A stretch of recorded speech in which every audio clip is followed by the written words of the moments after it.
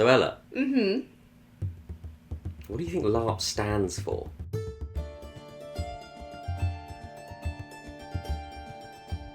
Hello adventurers and welcome back to the After LARP podcast. This is episode 2. We're going to be talking about our second event at Menhir's Fate LARP. Yes, the After LARP podcast. The podcast will take place literally after LARP because we got back from Menhir's Fate 2 yesterday at about 6 o'clock. 6 o'clock. And it is now the morning, straight after, and we're ready and raring to go. We're going to be talking a little bit about what we got up to this weekend, any differences from last time, and we're going to end on a fun segment that I've come up with that I think is going to be a nice way to round out the experience. Yes, but first off, I would like to start by saying thank you so much to everyone who has watched the last podcast. We had a ton of fun doing it and editing it. And not only that, it's quite clear that it has had a little bit of an inroads in the game because we did have a few members of not just the field but also some of the crew and teams asking about our moving picture discussion. So I'm really, really thankful for that. It means a lot. It's awesome. Yeah. And thank you to everyone who watched, liked and commented on the last video as well. That really means a lot. So now you can like it down here and subscribe as well because we will be doing these again and again and again. We got more. We had fun. Yeah, we did. So yet again, we're not going to be doing a full recap of our event because we don't have the time, and I think it's a little bit more interesting to talk about the event as a whole rather than what we just got up to. But to keep you guys in the loop about what the Sweetsmith and what Saphira did this weekend, we're going to go and do a small, tiny little recap. We're going to talk about the 3 goals that we went into the event with and what happened because of those goals. So you go first with your first goal. So my first goal is the one that I think I succeeded at the most, and that was to do more music this event. In the last video, I spoke about how I played at the Festival Assault. I really wanted to do more of that, and I think I can safely give myself a big tick mark that I performed a lot this weekend. Absolutely, yeah. I mean, I missed the majority of them. However, I did manage to wrangle a free performance from you. Yes. To some Hammerstatters who were kind of just hanging around on the field, and I think it's just fantastic that you managed to get so much game out of performing. Yeah, no, it was really good fun. We've got a new bar in Port Harvest now called the Rum Locker. And in exchange for trying out their alcohol-free rum, I agreed to give them a little bit of a performance in the evening on Friday night, and that just sort of kick-started my weekend. I came in with a song that I had completely rewritten, so I rewrote Roll Northumbria by the Dreadnoughts with completely new lyrics specific to Elandra and the world of Menhir's Fate, and so I just went around singing that a lot this weekend, which was really good fun. Yeah. It was really good fun. And I now have a title. One of my threads, so one of my nation support, has been calling me the Songbird of Portarvis. And we're going to stick with that, and we're going to roll with that, because I think that is that's a good claimed title to have. It's pretty good. Nice organic title that's not come from me, which you is should always never. nice. Every title should always be earned. You can't come in and saying I am the Thunderbolt. I am the king. You've got to earn your title through other people and through your actions. I'm the Sweetsmith because it's my surname, but also because that's what I do, and my first name is quite difficult to pronounce. It's a lot easier to say than Hieronymus. Yeah, but you've earned your title, and we're going to continue it on. Yeah, I've got plans. I've got plans for Menhir's Fate 3 now because of that title. Which we'll get into in a little bit. Some other things that have come up. So what was your first goal? So my first goal was to continue to build on the trading game, making as much money as possible to kind of support the Hammerstadt building project. I came in wanting to set up start the process of having a discussion with setting up a shared bank account for Hammerstadt. So if we wanted to, people could dip in, pay for a little bit of a building as long as they kind of agree to put it back in when they have the funds. And that's going to be ongoing over time, but I think it definitely started. We had a wonderful new trader, reminiscent of days gone past, years gone past. I believe he's being dubbed the Flicker Fellow the Essence Wanderer or some kind of Essence thing. Exchanger, The Essence Exchanger, yes. Or the Myth Man. Yes, the Myth Man as well. I think he wandered the roads of Haven shouting Essence for sale, Flicker for sale, bought and sold, sing-song voice. Very lovely chap. Oh, and so lovely. It's so lovely to see him again because I've seen him in a previous LARP event. And I'm so glad to be able to RP with him again. But we made some good deals with him. We also made some good deals with the Treasure Hunters Guild. There was a Hammerstadt representative of the Golden Jackal who was getting as much flicker and essence as possible to make some kind of beneficial item for the Treasure Hunters Guild. So I think that's going to be ongoing. And yeah, made a lot of money, started that process, and did a lot of building. Yeah, no, you had a very busy weekend. Yeah, we funded, I think, 3 projects in Hammerstadt, maybe just shy of the last one, so maybe two and a bit, which is a lot of legends have gone into it. So we've got a breakable stadium, which is the Hammerstadt national game. It's like cross-between football, rugby, and an artistic contest. And then we also funded a temple to all of the gods, and we made sure that everyone who funded it got their name on the funding paper rather than it just all went through the Sweet Smith or my other 2 building counterparts. Hammerstadt is such a vibrant nation. And it's really lovely to see you all working together for things like this. So, yeah. We work together. My second goal was I wanted to do more magic. I did a sneaky respec between events, so instead of going in as a mage and an air weaver, I went in as an air weaver and a fable weaver. And while I didn't use my air magic very much, I did use my fable magic. One of the rites that I can do allows me to use a call known as stagger. This makes a person have to take 3 big steps backwards, and in doing this rite I can make one person stagger up to 3 times in the space of 5 minutes, which is really great for pissing people off, I found. Yeah, you upset some of the skirmish crew. In a good way, obviously. In a good way, yes. In an RP way. That was good game for them, because then they were like, well... that one's gonna die. Dying, yeah. No, we had a big camp incursion in Port Harvest on Saturday afternoon, which I might go into in a little bit more detail later to tie into the end segment. But in that fight, I think I used the rite twice, and the second time I targeted one member of the skirmish crew twice, and the second time he got it, and it was like pointing me out to his fellow Void members, like, target that one, she needs to be taken down. So that was really cool. There's another rite I did, also from Fable Magic, that I will go into more detail later on.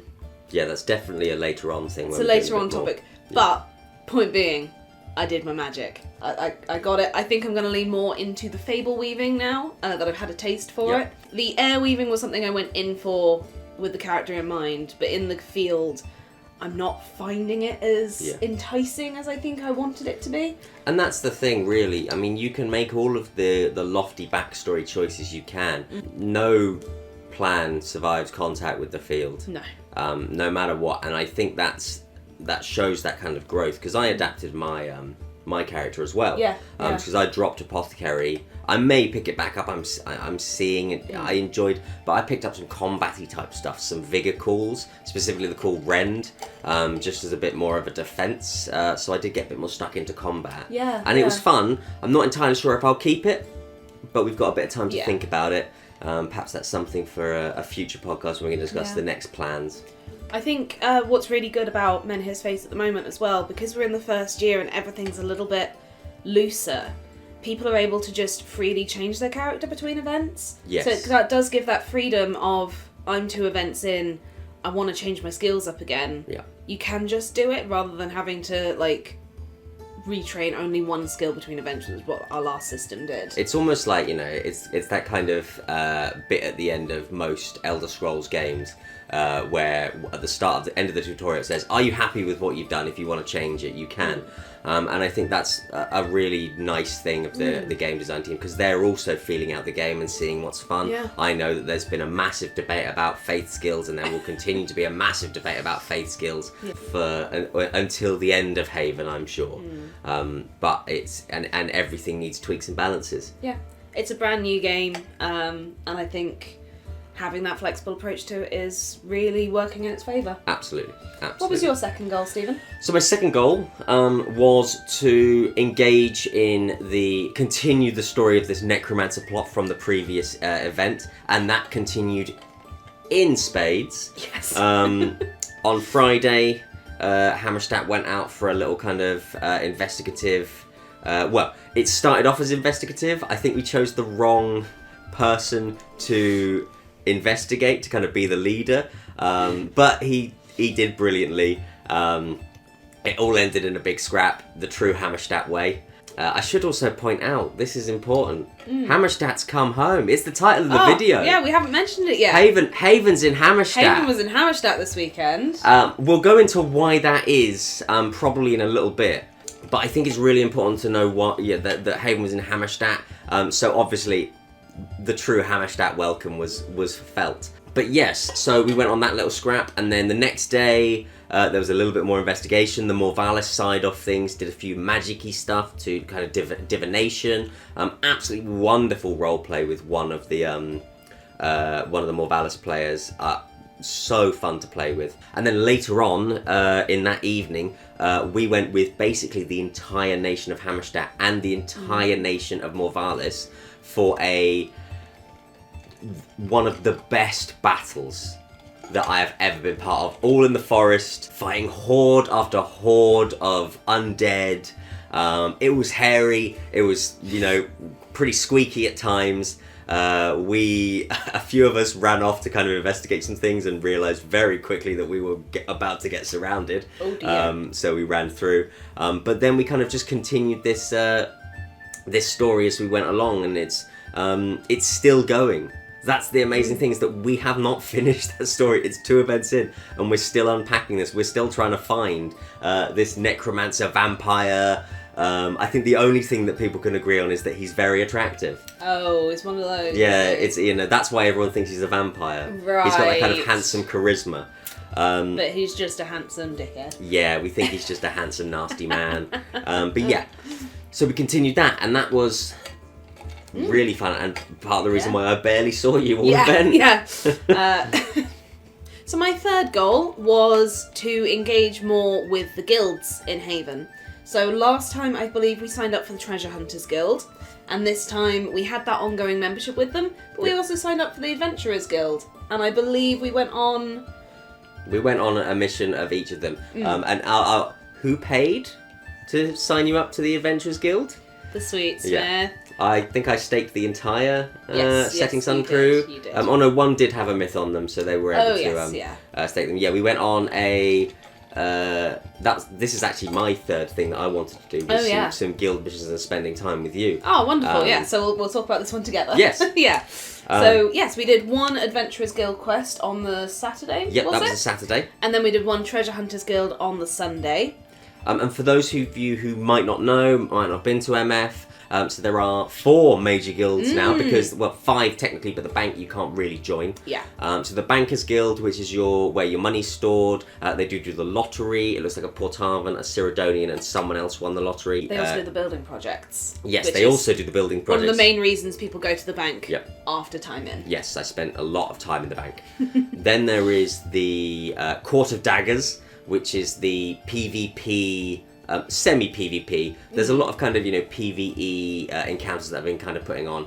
But essentially, if you act like, not a very friendly player, you might get a visit from the Court of Daggers. I believe you start with a letter saying, you're not being very nice, sort your ways. Then you're going to get a letter that says, we're going to beat you up in an hour, sort your ways. And then an hour later, a group of thugs comes and beats you up. And then if you're really not going to sort your ways, then you don't get a letter. I think you just get a knife in the back. Fair. Yeah. Honestly. So it's that kind of way of encouraging PvP in a PvE setting. Yes. Without actually just letting people have a free-for-all. Yeah, and letting people murder each other for resources and stuff like that.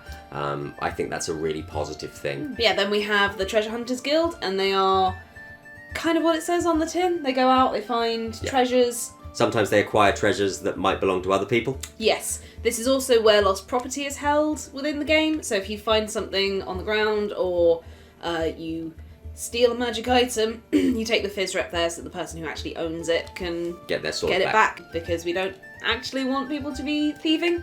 Because that is actually a crime. And then there is obviously the Adventurers Guild. That is your more generally your more combat focused. Go out, find the void, fight the void. Go out. I believe in the last event there was some kind of dealing with the fallen, corrupted for a troll. Each guild runs events kind of periodically throughout the day. I know that the Adventurers Guild had a bit of an issue in the last event with way oversubscribed skirmishes. So they have put sign-up sheets, which is the correct thing to do. So you go in, you look at it, you pop your name down, your number down. We found a non-combat Adventurers Guild mission where we had to go and corral undead for some Morvalis farmers and woodcutters, and they were just the most useless NPCs. And we had fun. I think it was about 20 of us. Yeah, I think so. But only 14 turned up. Yes, yeah. Which I guess, if you're going to sign up for something, I understand that sometimes things come up, but if you're going to sign up for something, you know that there might be a whisper on the wind that something's coming to your camp at 12 o'clock.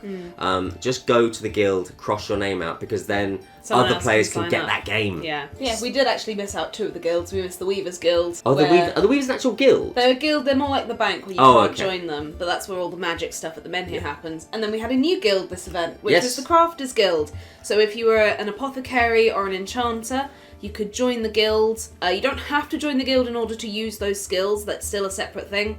But it means that you can exchange things, your resources, like flicker and essence.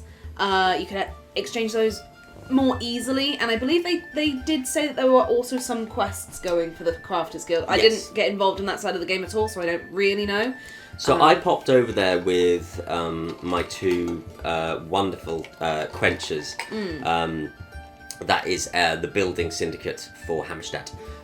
We went over and had a little look, because obviously we were looking to see what the prices are and what the the general feel of how it's going. And the economy has kind of reset itself a significant amount from the last event. And I think that's a good thing. Yes. Because the economy was somewhat broken. I did make a lot more money than I probably should have in the last event. All of that money, by the way, now is gone because I built. Because it all went into funding things. The aforementioned building projects, so I'm starting from scratch again, and I'm more than happy to start from this. Well, I've got 15 sagas in the bank. So not even a myth, and I believe I've got 15 sagas from doing some physician duties to the Cockplat peacocks, and they have kind of made sure that no one's going to be price gouging. Because if you go in and someone's saying, oh well, it's 15 sagas for a flicker, it's like, well, I'll just go over to the Crafters Guild where it's 4. Which I think is really important. Yeah, back to our guild quests. Yes. So we did the one for the Morvalian Farmer, which was very fun, and then the one for the Treasure Hunters Guild that we did on Sunday was for one of the representatives of the Treasure Hunters Guild, who had lost his coat. Yes. So we essentially went off to intercept a meeting between 2 lieutenants of an enemy faction. I think they were called the Ember Vale. The Ember Vale, yes. Yes. Which were essentially, they are thieves. They're just bandits and thieves. So we went to meet the Ember Vale. A little bit of a discussion happened. There's clearly some very interesting plot going on. I'm actually really interested in seeing that in the next few events. I know that the Black Cat might not be at the next event, but he will be at the event after it. But if there is any kind of Ember Vale plot, I wouldn't mind going and investigating that a bit more. Yeah. Interestingly, for a Treasure Hunters Guild, which generally is a non-combat type thing, they also do a lot of things like mini escape room type dungeon stuff. Yeah, stealth missions and things like that as well. And then a scrap happened. Yeah, big old fight. Big old fight, easily steamrolled through the bandits, and then... Well, you went down, and I had to heal you. Yes, you did. But we did steamroll through the bandits. Them. I got a myth by looting a body. Yep. Loot the bodies. Loot the bodies. Don't feel bad about looting the bodies. Go through the pockets, shake them out, find out what it is. 30 seconds of appropriate roleplay, no touching. So what I do is I just talk about which section I was at. Right, I'm going to go through his pockets. Lovely. I'm going to check the shoes. I'm going to check under the hat. Well. Yeah. That's where I keep my money, under my hat. and yeah, just give them a little shake to see what jingles. Yeah. Anything shiny. Yeah, I got a flicker, an earth flicker. Ooh. And a saga. Nice. Not the best, but still useful. Better than nothing. It'll help me make a vigor potion in the next event. Yes. And yeah, then some more kind of plot kind of continued after that. But I do remember in the... I was talking to one of the guys in the skirmish crew, and there was a ref. I just heard them kind of going like, "Oh, should we do one more?"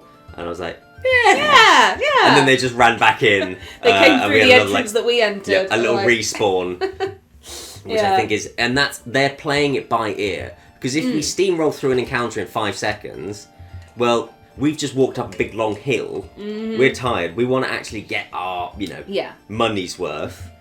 So they came back in and did another fight. I think with the fight with the necromancer plot, we did about 4 or 5 respawns. Wow. Which was a lot. We were knackered by the end of it. Yeah. And we did do a fighting retreat because we achieved our goal. So it was we won. We're just getting out of here.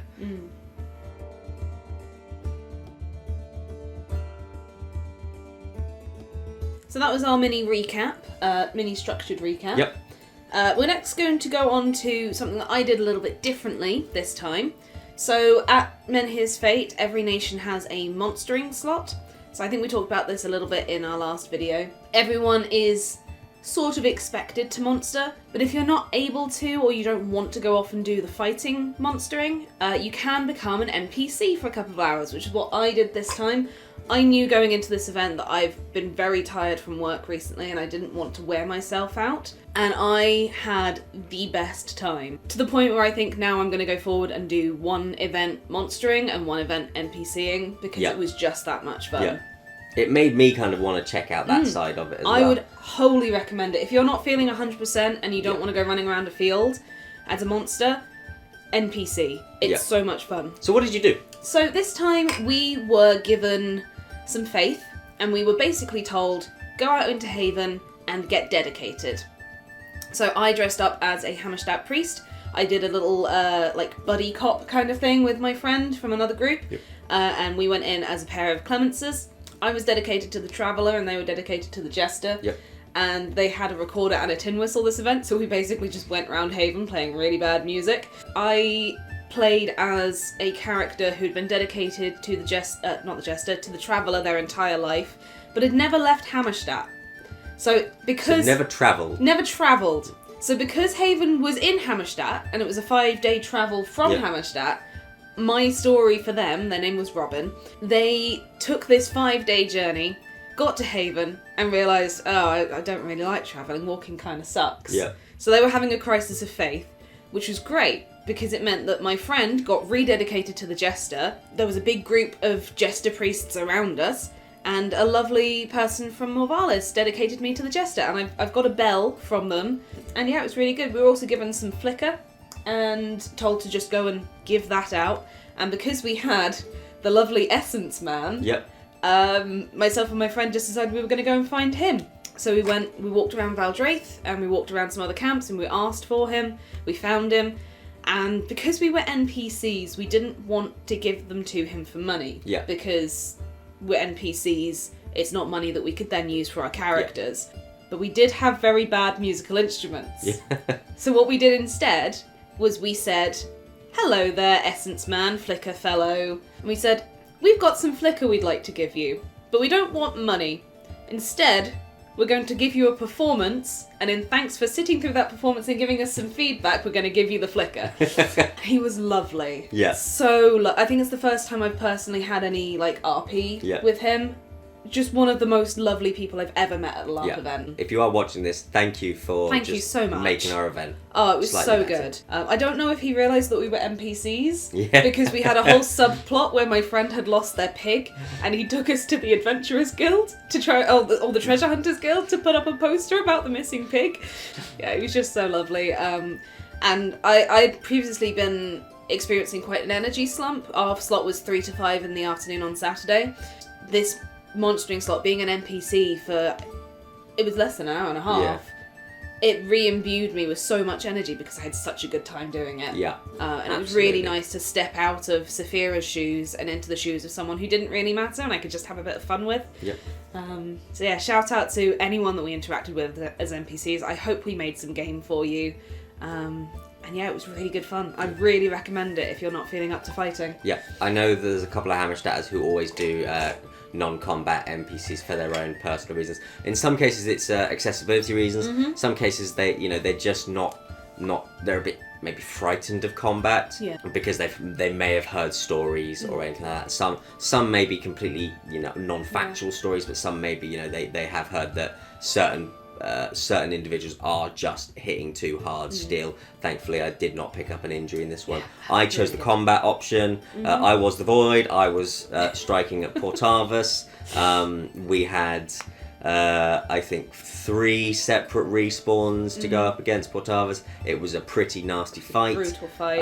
I felt, not particularly comfortable doing that because I know that it's your nation. To be fair, I didn't see you in that fight. I was quite active in that fight and I didn't see Stephen at all. I think perhaps my point of it comes from I want to make sure that I give the players good game.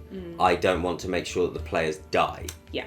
I would rather I run in screaming like an idiot with my no armor at all and get cut down instantly, or we try and kind of let them push back, because a lot of them fell behind the enemy line and they weren't able to be pushed back, and I think that did end with one player death. There was one player death on that fight, which we did mourn quite nicely at the end of the event, but it was still quite a harsh loss. Yeah, it was a harsh event. I think that a few didn't make it back after the. I was in the bank when one person came in to make a new character. Wow. Well, I can talk about my other monstering thing, because after combat, I went back and one of the wonderful directors of the game was like, "Okay, we need 20 more people who aren't in armor."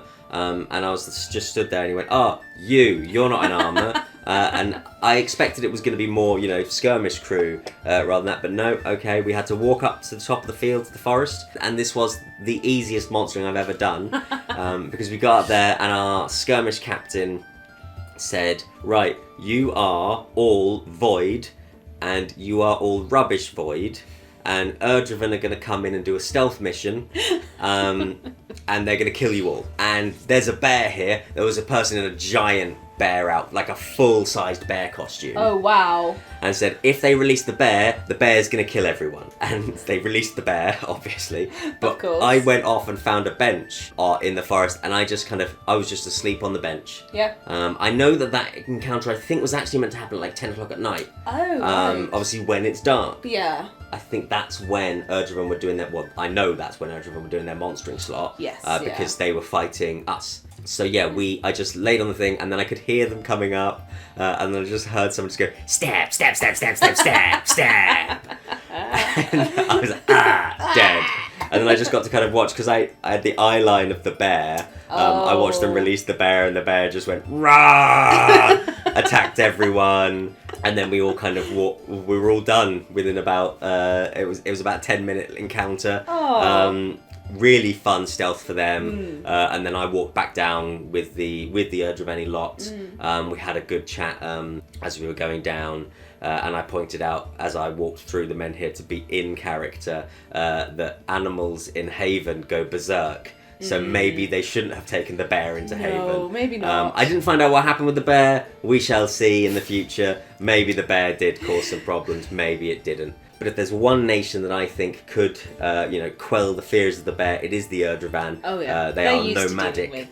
They are nomadic folk who have sometimes large pack animals like dinosaurs or anything like that, or animals, and very much came to the aid of Hammerstadt, the event, or just in the downtime just before the event. So we're going to move on and talk a little bit about what's changed between events, some improvements that they've made, and some things that could still be changed a little bit, and then we're going to move on and talk about what went really well this event in terms of logistics.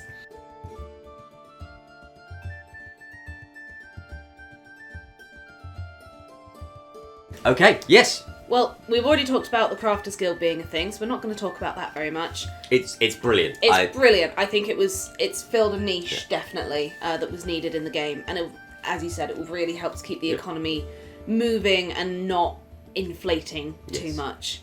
I think that they have clearly taken on so much of the feedback, and it shows not only in the overall logistics, in hiring, in getting more volunteers for traffic management and things, So much better. but also in the overall just feel of the game.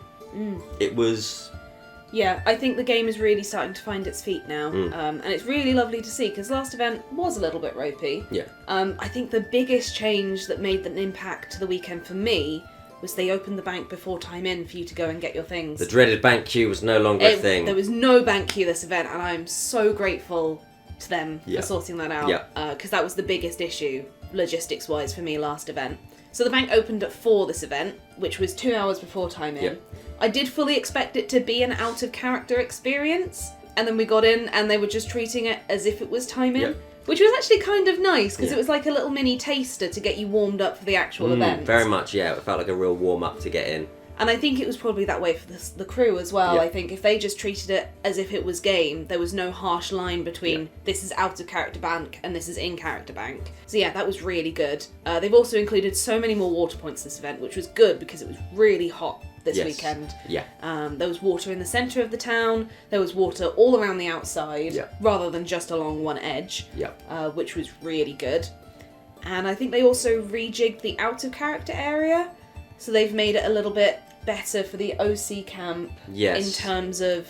I think that there are some new things which I will feed back to them, because I think that the accessibility area is actually a longer walk to get to Haven, but I will feed that back to the MF team. Essentially, the way it works is if we've got like Haven is where Ella is right now, the OC area is where here. Oh, we can put a map up, can't we? Yeah. So we're going to put a map up on screen of what it looked like this event. Yep. So you can see that the accessibility camping is much closer to the traders than it is to the town centre. And what we're thinking is that there's a gap in the hedge. I'll put a circle around it. Yeah. It might be better to have the accessibility camping closer to that. But I might be wrong. Yeah. But I'm going to feed that back anyway, because I just think that is something that they could consider. We could be wrong. We want in the accessibility camp, we don't have the needs of someone who might need to be in accessibility camping. So maybe the people who are feeding back that it was a really great spot for them. Yeah. They also made the car park a little bit better. It went all the way along, as you saw in the map, rather than just a big blob. We did still have to move all of our things over by hand from where we parked up. Which we had... I did invest in a little trolley to pull things over, but that was still quite a few trips. I think it would benefit being able to just drive on, unload, and then drive off again. Exactly the same as the IC. Yeah. The disparity is a little bit weird between the two fields. And it's felt. Yeah. It's felt by the OC campers. Yeah. I saw so many OC campers that had trolleys just like ours, because we couldn't just drive up to where we wanted to camp, drop everything and drive off again. Yeah. Downtime. I'll talk about downtime. Oh, downtime, yes.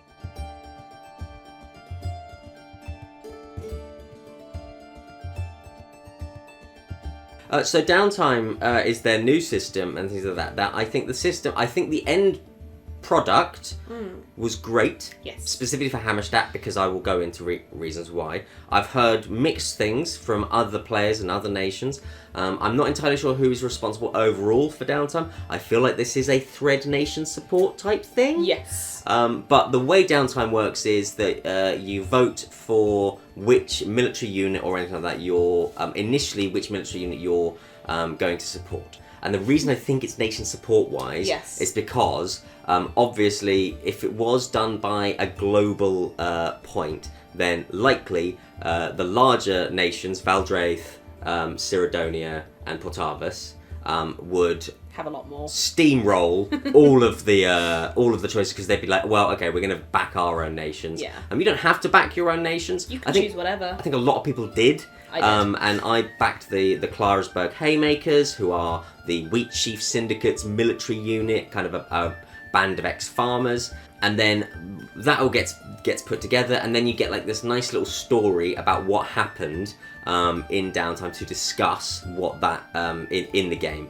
So I don't mind spoiling for it because it's already happened. I think it's worth saying that the importance of each one, they're not all as important as each other. So I backed the Horizon Seekers, and I got a lovely bit of write-up, but it didn't feel as crucial as what Stephen's about to go into. And also, I didn't hear anything about any others in the game.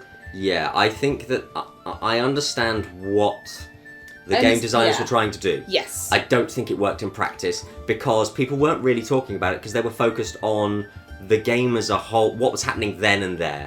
So the reason I liked my part, it was because it kind of justified why Haven was in Hammerstadt. Yes. A weird thing though is that it might have been nice for everyone else to know that Haven is in Hammerstadt, because I found out 2 days before everybody else was, because it was part of the Hammerstadt downtime brief. I would imagine Erdrevan found out as well because there was a group of Erdrevan that were assisting. But it detailed that the Void came for Hammerstadt and absolutely got to the walls of Hammerstadt, or almost got to the walls if it weren't for the forge, the river in between. Massive fight, really brutal fight. And then Erdrevan came in with woolly mammoth warriors. And then a giant fire-breathing lizard. So Godzilla arrived. Essentially Godzilla, yeah. And just set the void afire, but they kept coming, which kind of shows what kind of corrupted they are, in that they just don't care. Yeah. They did eventually pull back, and then we were told that Haven had come to Hammerstadt because of how bad things had gotten. Which did give me a little bit of game. Yeah. Because I proposed to the bank, I went to the bank and said, look, we need to set up some defences, because you can set up just fun buildings, like the stadium, or religious buildings like the temple, and then military-based buildings and armies. Obviously, those are the more expensive ones. So I asked the bank to see how much it would be to fund defensive towers in the Outlands, which is the area around Hammerstadt that's essentially common ground. It's where there's some farms. That's where my Everglade was, which was ruined by the Void. I got a letter from the bank, and it said that it was kind of like a letter from a concerned citizen, that the Void had graffitied "There is no God" and "Eat the gods before they eat you" on the stone benches. So I went and fixed that as well, and paid to get that mended and have hard granite benches now so that they can't be graffitied. Yes. The Outlands defense towers are a thing that I'm going to be working on to get going. It's going to be 11 legends. Yeah, so I've got a lot of time. This is going to be an ongoing project and a nationwide project. But we're going to continue that, and I want 5. The first one is 11 legends, and then each subsequent one will be 5 legends each, because we've got the schematics and everything designed. The reason I want 5 is 1 for each syndicate, and I think that's a really Hammerstadt thing. So that's my game for the next part. But that was inspired directly from what happened in Downtime. Yeah. And I think your Portavus had some stuff that was linked to Downtime, sort of, or not? It's really difficult because I'll go onto this in a bit, but I found it quite hard to engage with the Portavus plot this weekend. So I don't actually know how much of the downtime affected what happened in the uptime, if that makes sense.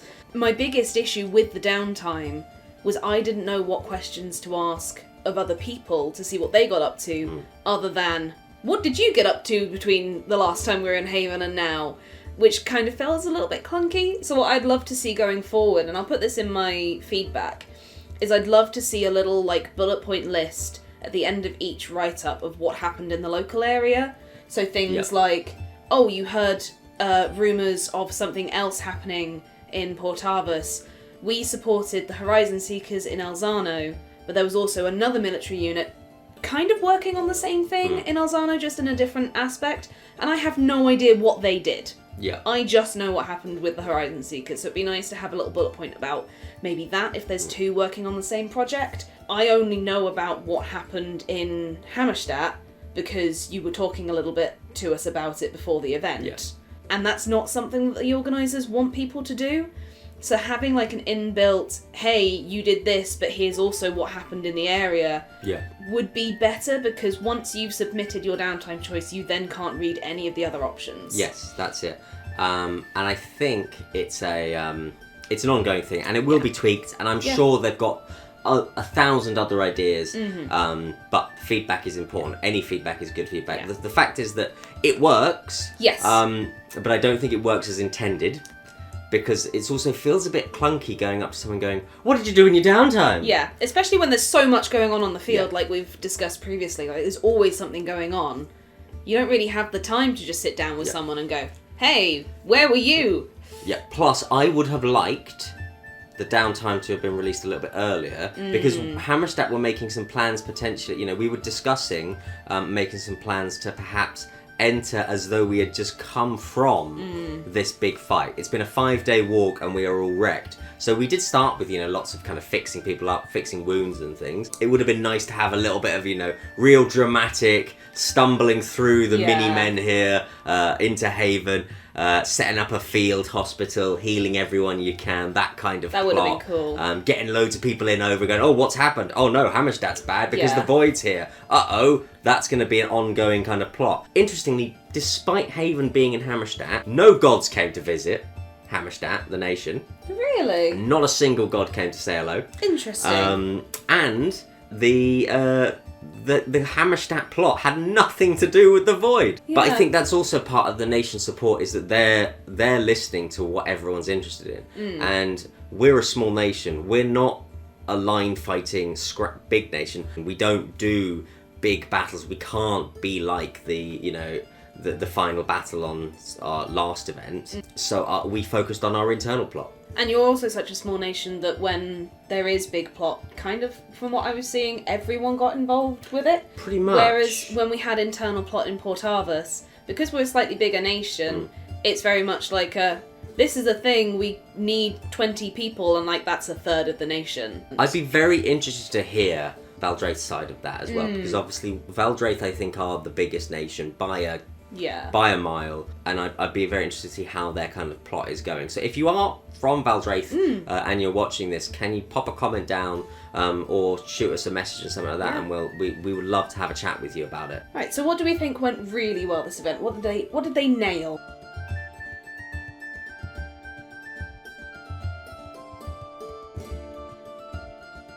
They nailed the battles. Yeah. They nailed the skirmishes. Yeah. The skirmish crew are... And this is not just from me. This is from, I think, about 6 members of Hammerstadt. We had the most fun in battles that we've ever had. Going back to the 2 major encounters, we had an extra mini encounter where we went and rescued the Grand Champion Sausage Maker for Hammerstadt 18 years running. We knew they'd been kidnapped, so we went and did a very mini kind of bandit scrap with them, rescued them. They came back a few times. But that final fight on Saturday night, it was dark, it was in the forest, there were so many of us, it was all of the Erdreven monstering unit and the skirmish crew. The amount of fun we had and the amount of role play, not just role play between each other, role play fighting. Some people were 10 seconds before death, before they were healed. Oh my goodness. Including the new Burgermeister. Oh no. He would have been minus 10 seconds if I had healed him. But yes, we all had such a good time in that fight because they just kept coming, and they would split off into different sections and then kind of pincer us at one point. The tactics would constantly change. Yeah. And then at the very final, once we got our objective and we're getting out, we were pulling everyone back, and I think me and maybe 2 other people were the last to get out because I was trying to drag a couple of people back out of there. It felt scary. It felt tense. And they were also very conscious of safety when we were about to kind of go into a little bit of unstable terrain. So we kind of just had to go, stop for a second. Can we just move this fight a little bit over there? And then one of the zombies went, go there. That, and then whoever this skirmish crew member with the bow on Friday night, I hate you. So do the Cockplat's peacocks. We chased you for about 2 minutes, a full sprint around that field, or around that forest, to the point where he needed a break and we all needed a bit of a breather. We did get him eventually. He was the last person standing, and I did get to kill him, but I did shake his hand. But thank you for giving us that, because it made the fight much more intense, because we were like, that archer is the dodgy one. We need to get him. He needs to die. Yeah. So yeah, the fights, the skirmish crew, I have nothing bad to say about you, and I don't think I ever will, because you're all just lovely people. It's also worth, like, I think we might have mentioned it in the last episode, but when player monsters are committing so hard like the Ojavani did, honestly, cannot give them their flowers enough. It raises the game. It really does. And the fact that, you know, it's players on the other side, players need to take care of players, which is why things like moving to the side when ground is unstable or making sure that we pull our blows properly is so important, because even though you're playing on opposite sides, it still helps to build that camaraderie between nations and between groups. Yeah, it would be lovely, and I'm really going to be pushing, because Erdrevan and Hammerstadt have such a good relationship at the moment. I want Portavus to be part of that. I want the Commonwealth to be the strongest, tightest realm. Yeah. I think we're getting there. I think Portavus could definitely benefit from a lot more intonation plot like Hammerstadt has with Morvalis and with Erdrevan. Yeah.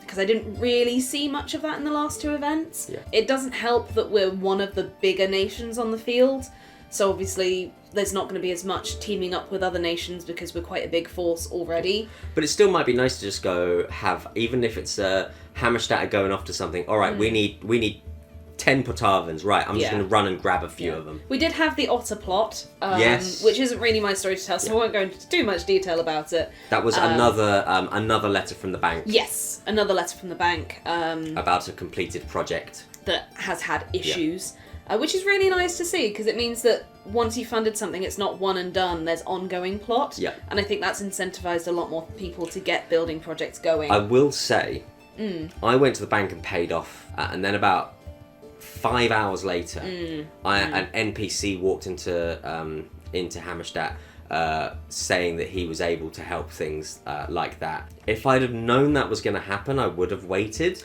Yeah. And I know there's no way of knowing, because that's called cheating.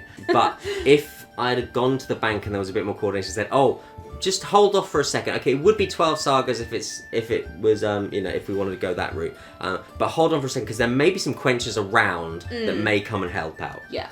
So I think that's an important thing for the potentially to know in the future. Communication was so much better this event. Yes. But I do think there's still a little bit of a ways to go to really tighten it up and make sure that everyone's on the same page. Yes, I mean the Black Cat mission as well got pushed back about 4 times. But it was clearly communicated that there were issues, and that's why. So I have no issue with that, because we were told within enough time. But yeah, as a whole, I think Haven and Menhir's Fate has developed so much since the last event, and I can only see it going upwards from here. Yes, it can only increase. Because clearly the directors, the game runners, all the crew are so committed to making this game as good as humanly possible. It makes the players want to give that as well. Like we were saying on the way back, that this event doesn't look like a game that's only had 2 events.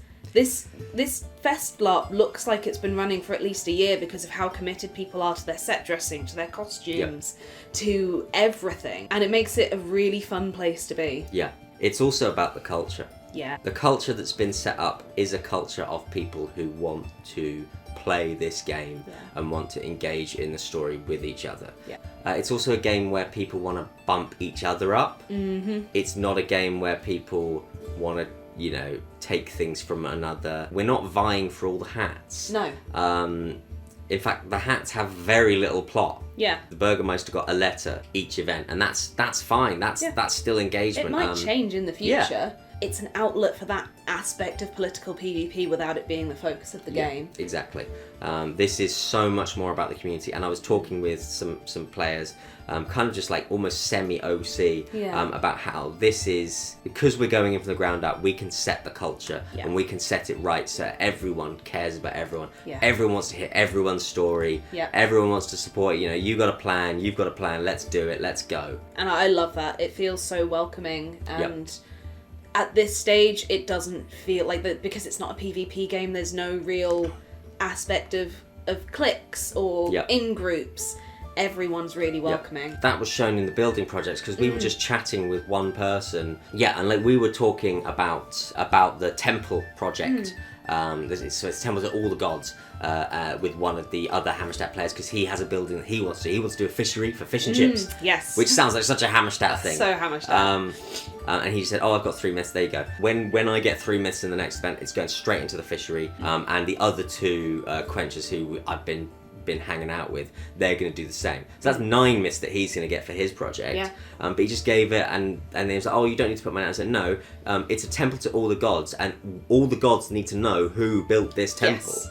Because I think it's important that he is recognised, and that's what we want to do. We want to recognise everyone. So if someone gives 1 saga, 1 penny to an event, they deserve to be recognised, and the game just comes from it. Like when we bought the temple, we had a poet with us. He's like, really? "I'm going to write a poem." He just wrote a poem. Performed the poem in the bank as the temple was finished, and the bank clerk just listened, and a few other the bankers just came and listened to the poem being done. That's I was like, wonderful. that is the game that I want to play. Yes. Yeah. And that is why we came back to the second event, and that's why we're going to go. Yeah. Spoiler alert: we're going to the third one. We're not going to bother. With hiding that. We're committed now. I've got plans. Yep. We got IC plans. Well, IC soon. plans. Yeah. So it's the community and culture feel, specifically with Hammerstadt, but also with everyone. Yeah. Is brilliant. The only constructive criticism I have for this game is ongoing. Please, more facilities and more food vendors. Yeah. But We'll have a briefing. it. That's it. Yeah. And then that'll be in the feedback form. We don't really need to go into that now. That awning that was there in the first event, can we have that back for the second event? It was way too hot, and no shade where you're trying to eat is not good. No. Can we have that awning back, please? But that's all going to go in the feedback, and this is purely a positive thing, I think, at the moment. And again, I love that they're continually asking for feedback, because it shows how committed they are to making this game the best it can be. And moving on to probably our last big chunky section, we're going to do a little thing called Hots, Knots and Forget-Me-Nots. Woo!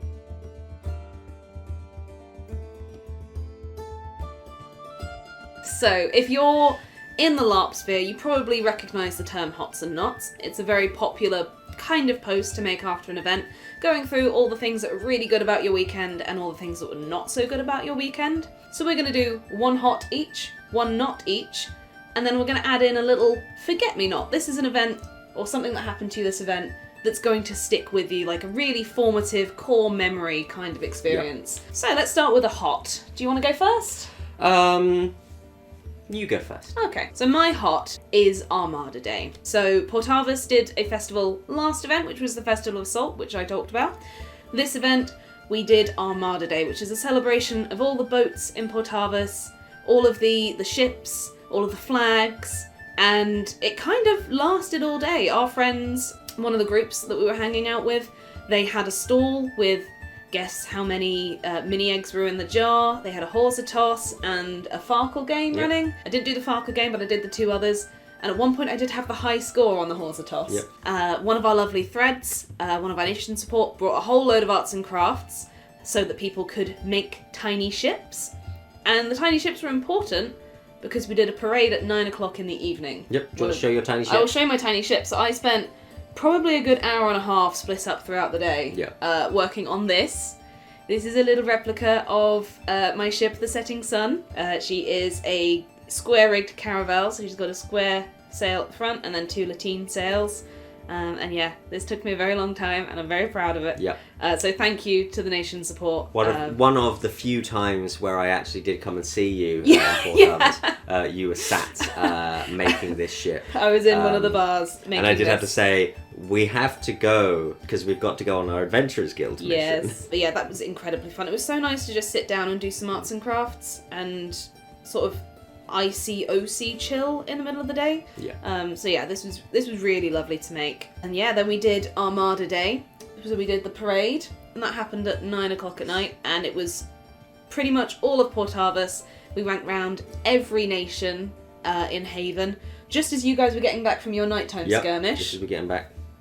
And we sang. I just caught it. You just caught it. We sang songs. There was some long bits of blue fabric. Oh, our friends brought a blahage and an IKEA otter, and they were being tossed around on the blue blanket. People had made like ship costumes, Loads of people had made these. People from other nations had come over and made these, which was really lovely to see. And yeah, we went round, we sang songs, we chanted, we wished Happy Armada Day to everyone.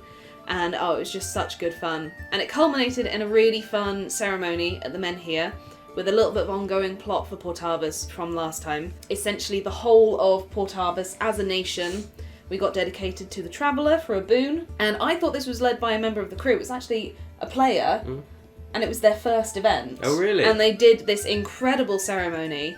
We all crowded into the Weaver's tent, gathered around the Menhir, led this wonderful ceremony, this lovely mass dedication, basically.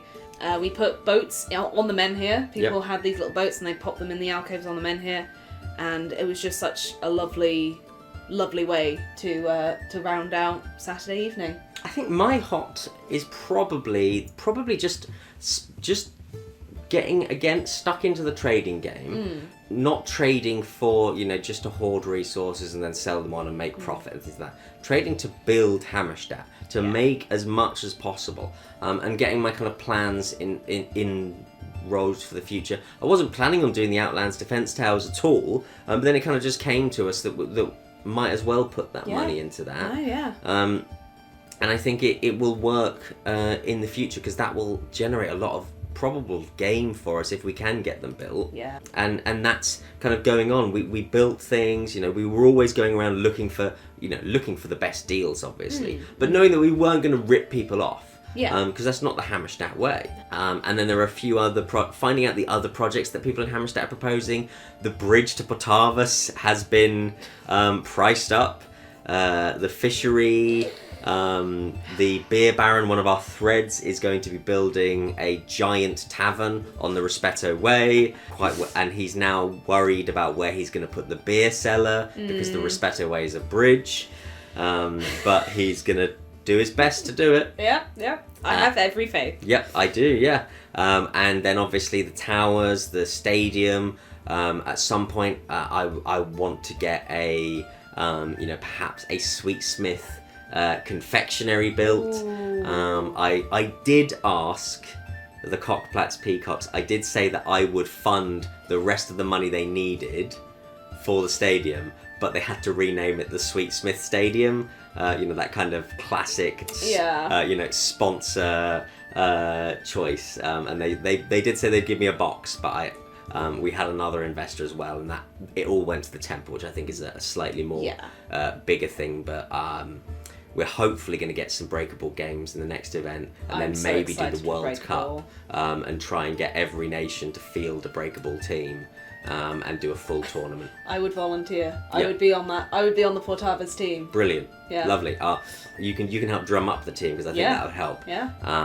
Get some of the PMC involved. Yes, they'd definitely be down for it. Yeah, absolutely. So that's ongoing game for the breakable team, it just that kind of building, funding, making sure that everything is going, and working out, okay, well, how can we do this? What's the money we need? How can we get that money? Yeah. Going on missions just to get that money. Some of the missions didn't pay very well. The Adventurers Guild doesn't pay at all, but you get reputation, and it goes up and up and up, and that's game in itself. Yeah. And I'm going to go see if there's anything next event. To be fair, it makes perfect sense for the Adventurers Guild. It should be about the adventure, not the payment. You are so correct. And I know that some people make their money through selling, they've got the bars, they sell cocktails and things like that. Or they sell their own sweets and treats and stuff. I'm maybe going to look into making some homemade sweets to sell. Yeah. So my not, and we're going to be constructively framing this, because I don't want this to just be a moan. So in this context, a not is something that you noticed that wasn't so good, or that you weren't so good at in this past event, that's directly going to spur you to make other decisions and get more involved in something else next event. Yeah, I think this should be described as a personal not. Yes. Not a gripe with the game not not, or a moan that the sun was hot. That kind of thing. Yeah. So my personal not is, I've realised that I am not really engaging in much of the ongoing Portavas plot. And I realised this because on Sunday morning we were mustering to go up the hill for our national fight, and I did not know the name of the person that we were supposed to be hating. Yeah. So my remedy to this is next event I'm gonna hopefully ask around a bit more and stick my nose in a few more extra additional nation skirmishes like you have, because I want to get more involved and I want to know what's going on in my nation. And if that comes at the cost of running around doing singing a little bit, so be it. I want to be involved in my nation. My knot, my personal knot, is that I barely got to spend any time with you. Yeah. That's part and parcel of deciding not to join the same nation Yeah. As your partner and your friends. I didn't join Protavus because I didn't like the brief. I joined Hammerstadt because I liked the brief more. And I liked the colour scheme more and, you know, fancy hats and things like that. It suits you so much. Yeah, it definitely feels like my nation. I'm hoping that we may have another member of the coterie joining at the next event, but that's an ongoing thing, and we might be getting some people on the field to join. We've kind of formed our, me and the builders have formed our own mini coterie, even though we're in two separate coteries. But I think it's all about, I want to spend time with you, but whenever you were doing something, I was then called out to do a skirmish or called out to do a quest. So that's why I went and signed us up for those Adventurers Guild quests. There were 4 spaces left on the Adventurers Guild quest, and I just went. We filled them out. And then there were a few spaces left on the Black Cat Treasure Hunters mission, and thankfully it's because we missed one in the morning that day. It was just way too oversubscribed. Hopefully they will move to a sign-up sheet system as well. I can't imagine them not doing it.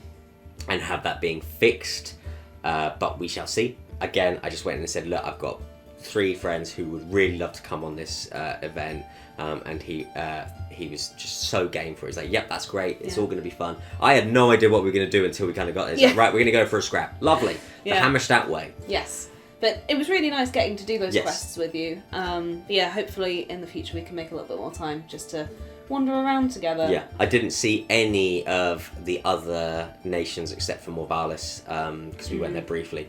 It would be nice to tour the field next event.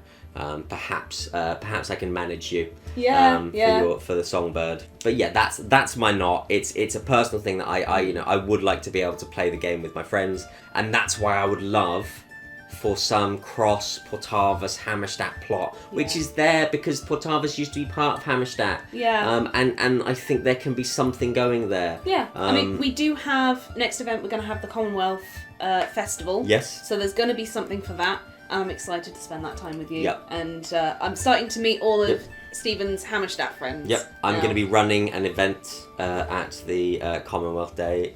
A worldwide event, so if you are anyone, you are up to the challenge. Find the golden sausage. Ooh. Somewhere in Haven, I will hide a golden sausage, or I will give it to someone, and you must find and return the golden sausage. The prize is the golden sausage, and something else as well. But I just think that would be a bit of a silly plot and get everyone involved. So, come and prove, this is the challenge to you, come and prove that your nation is the best at finding sausages. And my forget-me-not, so this is an event, a plot line, a fight, a conversation, anything that happened over the weekend that will stick with you. Mine directly comes from the incursion that Portavus had on Saturday night. I'm going to put this boat down because it's very lovely, but I want to just gesticulate. So in this fight, I went down twice, and after the second time I went down and my friend got me up to 1 hit point, I kind of realised that I probably shouldn't be running into the fray anymore. So I ended up standing at the entrance to the Rumlocker Tavern, where a prisoner was being kept quite loudly. They were very angry. They had a fantastic moustache. Oh, it was them. Yes, it was them. Oh, yeah, that was our captain that was meant to be. So there was a void spy.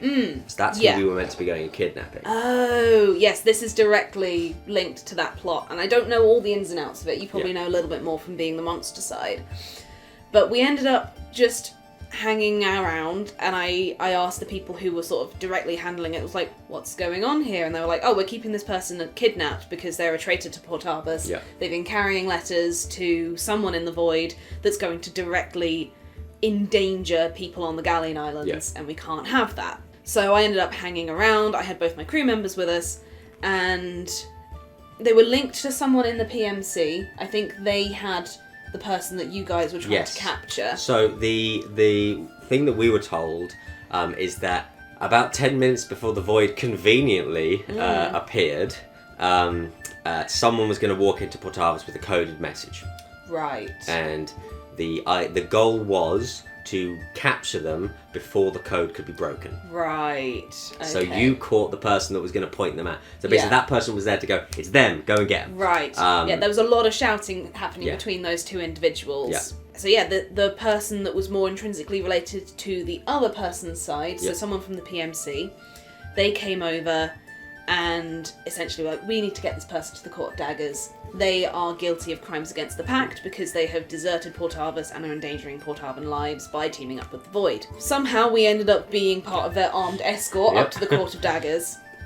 And when we got there, the guild masters at the Court of Daggers were like, okay, how do we know that this person is guilty of these crimes? And I'm a Fable Weaver, and so is my first mate. And I said, well, if you'd like, I can do a Fable Rite, which essentially means that for 5 minutes, I can make an area where the person inside can only speak the truth. Yeah.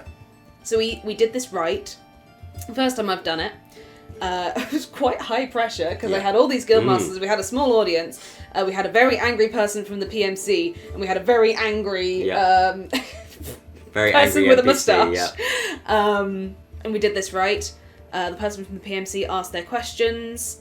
I prompted them to like say whether the person they were accusing of being part of the Void, whether they were actually part of the Void, and they were. Yes, they were. But because of this questioning, because we were able to get them to speak the truth, the guild master said, we've heard enough. They are guilty of crimes against the Pact, and we sentenced them to an execution. Yep. So they had to take 10 paces out of the Court of Daggers tent, at which point anyone in the vicinity could execute them. Yep. Which I think was the person from the PMC, because they wanted to have that nice moment, and Yep. I wanted to give it to them. Yep. And it was just such a good experience. Like, I can't describe it in a way that does it justice.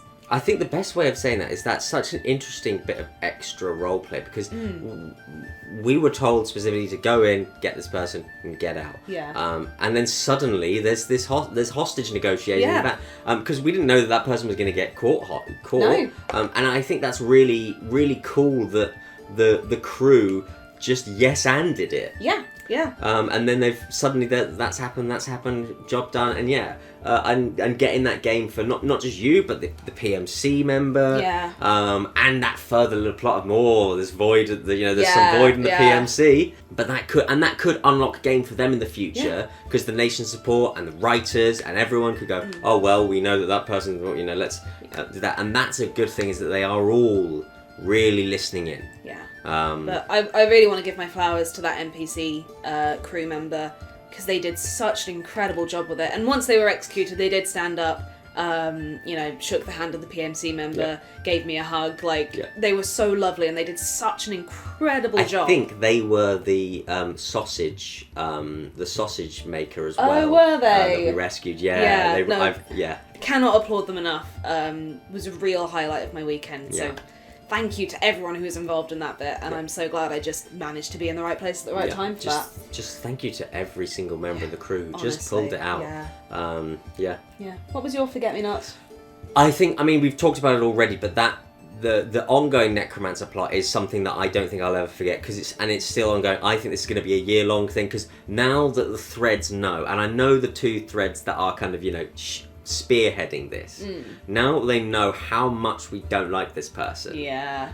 They're gonna milk this to oblivion. I hope so. And I'm all for it. I'm loving how they're doing it. They're kind of just playing around. And it's every little bit we get another piece of the puzzle and another piece of the puzzle. So I'm excited to see where that goes. Yeah. And that fight. Against the Erdriven undead and with the skirmish crew as well, just going up against them, constantly coming back and fighting them, and then getting raised even mid-fight so that the ones we thought were down, I'd back up. It was the most tense I've felt in a battle, because I went down once, got fixed up, went back into it, and then I was like, no, I'm going to make sure that the people that are key to this kind of plot, and the ones that I've been playing with, I'm going to make sure they stay up, they stay in the fight, because also they are much better fighters. But that's also helped us kind of, discuss how Hammerstadt fights. Yes. And what we need to do to fix Hammerstadt's flaw in that we do tend to kind of just spread out, and we need to stick in smaller skirmish groups that kind of back each other up. But that fight was just the most fun. And again, one of those kind of moments where I know one of the other players overheard the, should we do one more? And I was like, yeah, one more. I think, yeah, one more is always a good idea, because that one more can just bump that tension up a little bit more. I got a wound. Ooh, did you? I got a wound from getting shot in the arm. Not shot in the arm, rather stabbed in the arm. And my thread came and just handed me the wound card. So I got that fixed. And that said that I had magic running through my arm. Oh, goodness. And it said, if I don't get this healed within an hour, find a ref. So I think that was if you don't get it healed within an hour, make a new character. Or it's just an ongoing curse. Yeah, it could be a curse or something. But that moment, and we were still talking about it on Sunday. Yeah. And we will still be talking about it next event, in probably. 3 months' time. In 3 months' time, yeah. No, it sounds like it was an incredible fight, and I'm really hoping to see more of that in future. Yeah. And it'd be lovely to get, a full fight going. Can you imagine a Commonwealth-wide fight? A Commonwealth-wide ruck that would be amazing. Because we've had a almost all of Haven fight. I would love to see the Crownlands have got this really important fight against these people, and then we're the monsters for it, Yeah. I think that could be a potential for the future of having, monstering slots on the Saturday, but then maybe an extra monstering slot on the Sunday for one realm. So one realm is Sunday. If you're doing a big battle, it could be, all right, so the Commonwealth, you're going and being the battle. So then we at least know, something good's coming. There wasn't a big battle in this one, and I'm really happy there wasn't a big battle. Because they've said that they're not going to do a big fight every single event. And I like that they're keeping us on our toes with it. Yeah. Lots of camp incursions. Oh, yeah. Lots of nasty camp incursions. The no big battle was quite nice to just have a relaxing Sunday almost. Yeah.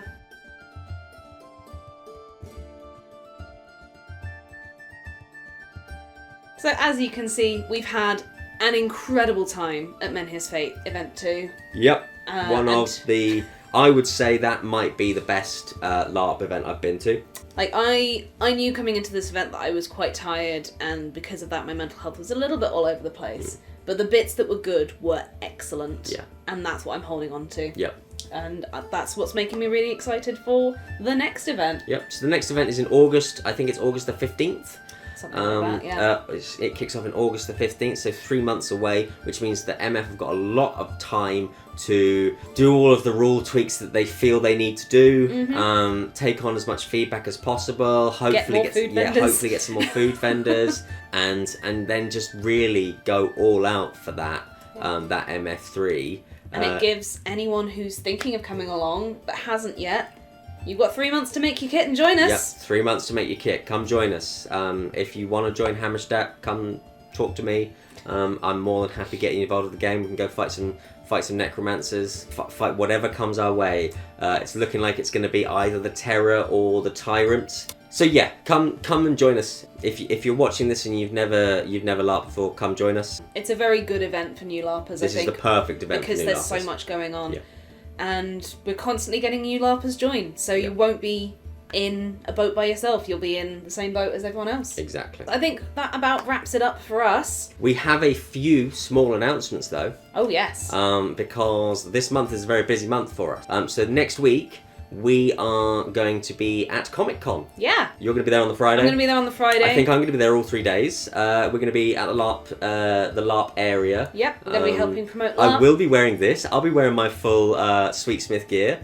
So come say hello. Yeah. Please do. And then come learn about LARP. A lot of other LARPs, it's not just MF, so Nope. there will be Empire will be there, the CP, smaller LARPs like Bastion. So come and learn about it. Come and pick up a sword, swing it, you can fight me. Because LARP isn't just big fantasy events like the ones we're talking about, the ones we're going to. If you're interested in LARP, I guarantee there's a game for any genre you could ever possibly want. Yeah, there is. So come and chat to us and we'll get you involved. In the end of May, in 2 weeks, God. It's so close. In 2 weeks' time, we're going to TwitchCon. To do the exact same thing. Yes, and we are going to be running LARP 101 Yeah. at TwitchCon, which is on Sunday at 2:30. If it's not, all the details of whoever's involved and the timings and the place will be here. So come and see us if you're there. We will be doing a little walk around on Saturday. We're going to be there all weekend. You might not recognise us on Saturday because I think some of us might not be dressed in our usual kit, but I will be again. I'll be sweetsmithing on the Sunday. I'll be Saphira on the Sunday. And come to that panel. Come and fight us at that panel. You can get up and fight us. We're training, or you can fight each other. Yeah. But we're going to teach you how to do it safely and securely. We have weapons. We have swords, shields. Spears. We've got massive halberds as well. So yeah, that's going to be really, really fun. I can't wait to that. We're going to vlog it. Yep. We're also going to have a little sneaky extra day potentially somewhere else in the Netherlands, which is going to come out as a vlog. Yeah. And there will be a vlog from our out of game experiences of MF2 coming out in the next week or so. I'll try and get it edited and up pretty soon after this video. So you can go and check that out and see what it was like on the field itself. Yep. Not only that, this is not just an MF podcast. We want to talk about other LARP things. Mm-hmm. So we're going to talk about, just general LARP ideas. Try and maybe get some guests on. I think there are a few people that want to chat to us. Yeah. If there's anything in particular you want us to talk about LARP, leave a comment down below and we will try and get some things together. I would really love to do do the podcast on character death. Yeah. Because that is such a huge thing that can happen and it can affect people. Yeah. I think it's important to do that in a safe way. Yes, and just generally, we want to make as much content as possible that you fancy. So if there's anything you have an idea of, it goes down there next to the like button that you've already pressed, haven't you? Well and done. the subscribe button that you've already clicked, I'm sure, yes. This will be talked about later, but I'm going to another LARP by myself, potentially. Yes. I'm going to Bastion, which is a post-apocalyptic LARP. So I will be going and doing that, so we'll talk about that. Yeah, and I will be doing a very thorough interview for lovely Stephen to tell us all about their experiences when they go. Yeah, and I think that is everything. Yeah. So don't worry, it's not going to be a 3-month gap of no LARP content at all. No, this is not. This is what we enjoy doing, so this is what we're going to continue to talk about. So most of the recap episodes will be coming up on this channel. Some of the other episodes that are not quite recap or other LARP topics, we'll probably do the Bastion episode, will be over on Stephen's channel, which I will link down below when I can. Yeah, right, I think that's everything. Yeah, so thank you so much for watching and to getting to the end of this video. It really matters. It means so much to us Really that does, you've engaged with it, so thank you. And we hope to see you in the next video. For now, I've been the Sweetsmith. I've been the Songbird. See you next time. See you later. Bye!